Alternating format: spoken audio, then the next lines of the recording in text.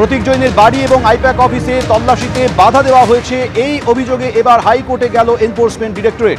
বিচারপতি শুভ্রা ঘোষের এজলাসে মামলা দায়েরের আর্জি জানিয়েছে এনফোর্সমেন্ট ডিরেক্টরেট। মামলা দায়েরের অনুমতি দিয়েছে হাইকোর্ট, কাল শুনানি হতে পারে। ইডির এই তল্লাশি অভিযানে মুখ্যমন্ত্রী তীব্র আক্রমণ শানিয়েছেন। তিনি বলছেন, বিজেপি খুনির দল, আমি যদি ওদের অফিসে এবং আইটি অফিসে এভাবে তল্লাশি চালাই সেটা কি ঠিক হবে, এই প্রশ্ন তুলেছেন তিনি।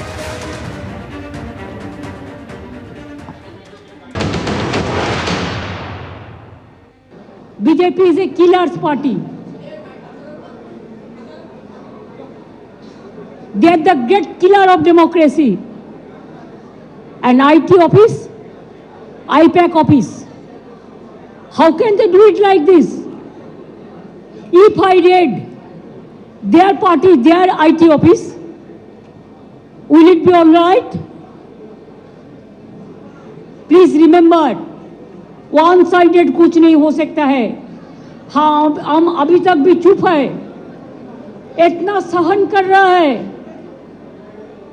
इतना जलने का बाद भी, इतना लोगों का खून का बाद में भी, इतना लोगों का जान जाने का बाद भी मैं आशा करती हूं कि विचार मिलेगा। विचार के लिए हम वेट कर रहे हैं, इंतजार कर रहे हैं, लेकिन आप तो सब सीमा उल्लंघन कर दिया। हमारा आईटी ऑफिस में आके आप सब लैपटॉप से सब निकाल के लिया, हमारा डेटा, हमारा एसआईआर का डेटा, हमारा पार्टी का पॉलिसी का डेटा, हमारा कैंडिडेट का लिस्ट, हमारा बूथ प्रेसिडेंट का लिस्ट, हमारा आने वाला स्ट्रेटेजी आप प्रतीक का घर में भी जाके किया है, अब हमारा आईपैक ऑफिस में आके भी किया है।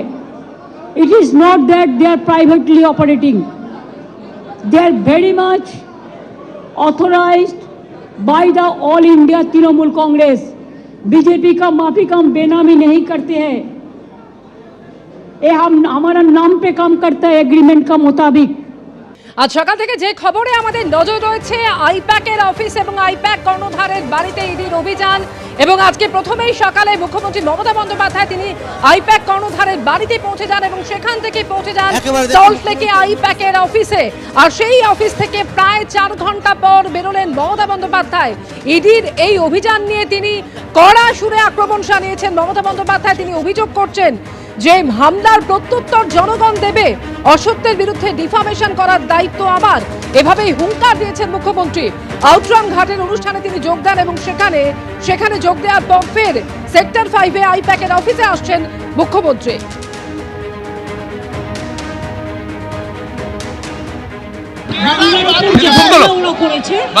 এই হামলার প্রত্যুত্তর জনগণ দেবে, এটা আমি বিশ্বাস করি, এবং নিজেদের ফেস সেভিং করবার জন্য, এবং যেটা সত্য আমরা সেটা সত্য সবসময় সত্যানুসন্ধান করতে দেব।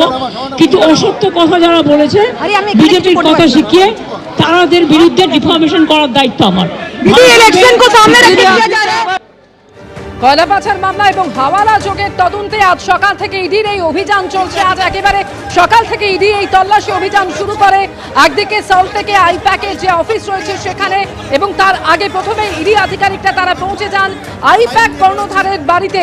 দীর্ঘ তল্লাশি চলে সেখানে। কয়লা পাচার মামলা এবং হাওয়ালা যোগের তদন্তে কলকাতায় এই ইডি অভিযান শুরু হয় আজ সকাল থেকে। প্রতীক জৈনের বাড়ি এবং সল্টলেকের অফিসে পৌঁছে যান ইডির আধিকারিকরা। লাউডেল স্ট্রিটে প্রতীক জৈনের যে বাড়ি রয়েছে সেখানে তল্লাশি চলাকালীনই সেখানে পৌঁছে যান মুখ্যমন্ত্রী।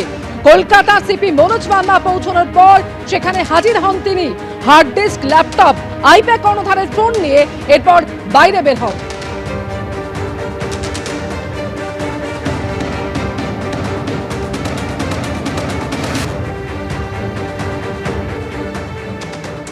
মমতা বন্দ্যোপাধ্যায় আরও অভিযোগ করেছেন, সমস্ত ল্যাপটপ, ফোন, নির্বাচনী কৌশল, এসআইআর এর কাজ সংক্রান্ত নথি বাজেয়াপ্ত করেছে ইডি।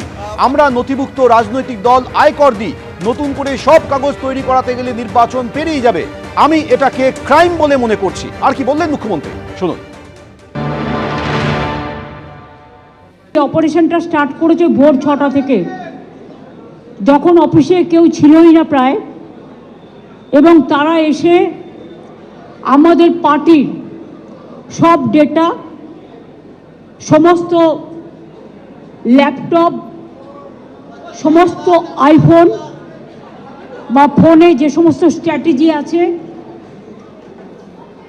ইলেকশনের, ইনক্লুডিং এসআইআর, আমাদের কাজ চলছে মানুষকে সাহায্য করবার জন্য। সেগুলো সব ওরা ফরেন্সিক টিম নিয়ে এসে সকাল থেকে ট্রান্সফার করেছে। আমি মনে করি এটা ক্রাইম। একটা পার্টি অফিসের, এটা প্রাইভেট অর্গানাইজেশন নয়। আপনারা সবাই জানেন আইপ্যাক আমাদের অল ইন্ডিয়া তৃণমূল কংগ্রেসের, এটা আমাদের অথরাইজড টিম, এবং সেই অথরাইজড টিমের কাছ থেকে সব কাগজ ছিনিয়ে নেওয়া, সব লুট করা, এবং কাগজ টেবিলগুলো পুরো ফাঁকা পড়ে রয়েছে। তার মানে সব কাগজপত্র এবার বলুন আবার নতুন করে তৈরি করতে গেলে ইলেকশন তো পেরিয়ে যাবে। এটা কি ওদের ঠিক হয়েছে? আমরা ইনকাম ট্যাক্স দিই, আমাদের ইলেক্টেড মেম্বার্স আছে, আমাদের অডিট হয়। যদি কোনো প্রয়োজন থাকতো ইডির, তারা ইনকাম ট্যাক্স থেকে কাগজ নিতেই পারতো। আজকের এই রেড নিয়ে শ্রমিক ভট্টাচার্য কি বলেছেন শুনুন। কোনো মুখ্যমন্ত্রী কোনো দপ্তরে কোনো তদন্ত চলছে, সেখানে মুখ্যমন্ত্রী সরাসরি গিয়ে এভাবে হস্তক্ষেপ করছেন, এই নিয়ে এটা 3 বারের ঘটনা ঘটল।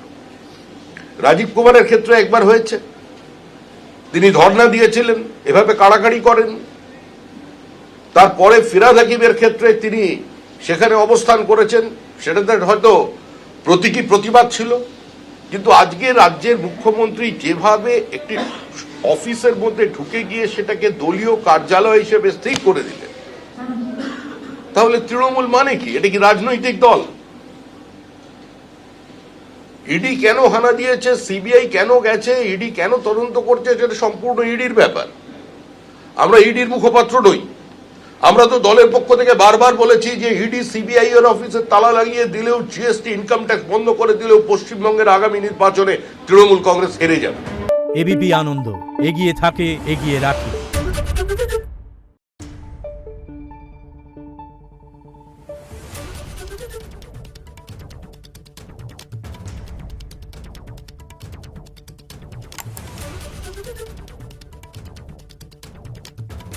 Thank you.